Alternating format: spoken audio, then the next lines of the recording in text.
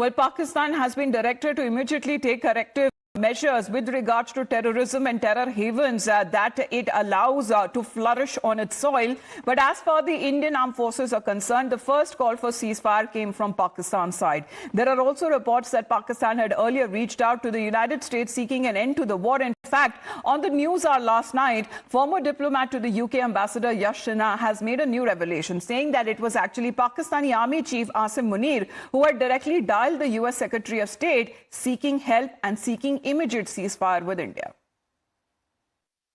President Donald Trump on Saturday said he'd got them together. Today he says he helped them get together. The Prime Minister has made it clear. The first call actually came in from the DGMO of Pakistan wanting to set aside the war because 13 places were targeted, many air bases completely blown away. Pakistan was the one running helter-skelter to try and get a reprieve? Yeah, absolutely. In fact, what is not known is that General Asim Munir actually dialed Rubio, not the other way around, because the attacks on the 10th that we carried out were decimated their confidence about the damage. You're breaking big news. Asif Munir, the Pakistan general, actually called the United States seeking help. Because there was earlier talk with Mr. Ishaq Dar, the Deputy Prime Minister and Foreign Minister, but you know that a civilian government in Pakistan doesn't count for anything. Well, Pradeep, this is big. However, time and again, as General Asim Munir is the one just days before the Pahalgam terror attack went on an anti-India hate rant, it seems to have now gotten as far as panic that seems to have spread across the ranks and file of the Pakistani military. And that is why he seems to be begging for mercy.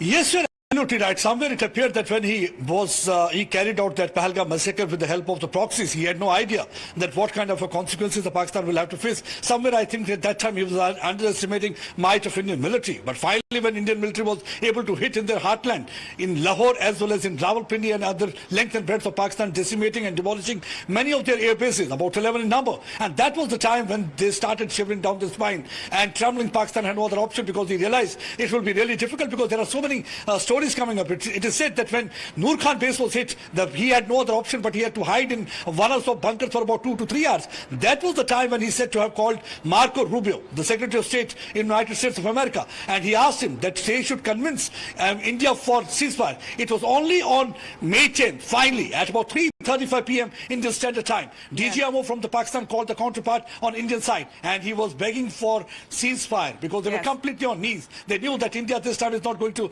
leave them. They had already hit them in the having the upper hand here has issued clear directions to the Pakistani DGMO with regards to any kind of misadventure that would be responded even in a forceful and a manner in which that Pakistan, it would go beyond their imagination. And this is a warning that has now been issued. Remains to be seen how Pakistan actually lives up to the talks that it held with the counterpart of the Indian DGMO.